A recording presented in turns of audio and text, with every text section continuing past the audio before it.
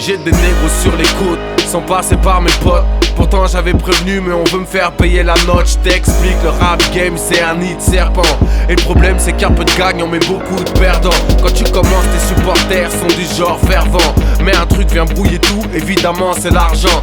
À l'époque j'avais les habits, les idées larges. Et mon plus gros projet, convertir les barges en braves. Et je partageais, que faire d'autre lorsque ça marche. Pour vivre heureux, vivons cachés. C'était pas trop la démarche. Bref, je jouis des privilèges, ma bonne image, une petite lettre, une peine qui s'allège. Un frère en chien, je débloque un peu d'oseille. Tout ça en secret, je veux pas montrer que j'aide. Je suis guidé par le dîner, c'est comme ça que doit marcher le tiec. Si tu montes, tu tires les autres, tous dans le même bateau. Tous on avait la dalle, on partage le gâteau normal. Dans l'autre cas, ton gars aurait fait la même. Chez nous, on est solidaire, enfin ça dépend du problème.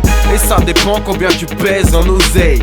Plus grandit ton rêve, plus grandit la haine. Ça n'est qu'une question de temps avant que le revers ne revienne. Si tu gagnes la médaille d'or, c'est la médaille d'or des problèmes. C'est ça le rap game, les gros sujets tabous. Je compte pas sur un crew, moi je compte sur un marabout.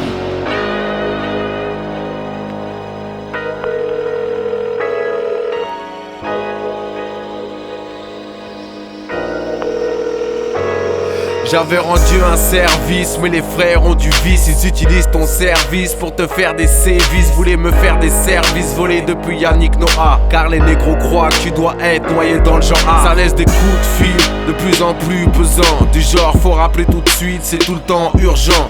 Tu sens que tes arbitres, quelque chose se prépare vite. Ça sent trop le slarvie qui dans une embrouille t'invite. Prennent des prétextes bidons, te prennent pour un con. Des frères font les comptes, visent ton compte. Les traites m'avaient serré la main, le lendemain voulaient me la serrer. D'une lame acérée dans mon sang, voulaient me laisser macérer.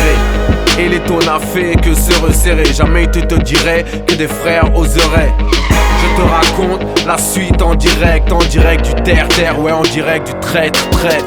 C'était l'époque où ma femme était enceinte. Je venais de sortir mon album numéro 5. Un de ces genres de gars qui aurait pu être mon zinc a eu des vues sur moi et a impliqué les miens. S'est renseigné chez moi, je n'avais plus trop la cote. A vu que j'étais tout seul, que je n'avais plus trop de potes. A mis en place son plan, m'a demandé de l'argent, tout en me menaçant mais indirectement. Et moi dans le même temps, j'attendais mon enfant. Je préservais ma femme de peur qu'elle pète les plombs. Dos au mur, partagé entre balancer tout ou m'entourer d'un crew à qui je serais redevable. M'entourer de gros bras qui me macront plus tard. Je ne mérite pas ça, je suis dans une putain d'impasse.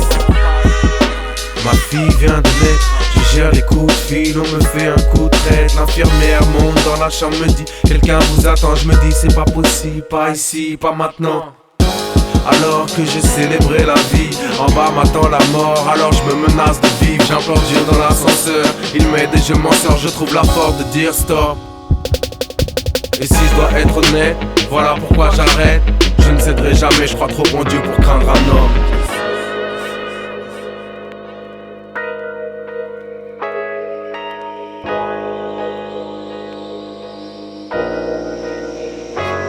Je le savais qu'en bas ils me voyaient tous en haut. Je le savais qu'une fois en haut ils me verraient tous en bas. Pourtant je les regarde jamais trop, je m'inspire toujours du bas. Le rap c'est 20 milieux sous la mer, donc je rappe avec un tuba. Je savais que ce serait la merde parce que ça l'a toujours été. Je savais qu'après le rêve viendrait la réalité. Je me rappelle quand c'était vas-y, décide. Toi tu nous représentes, maintenant c'est fort d'ici, yeah.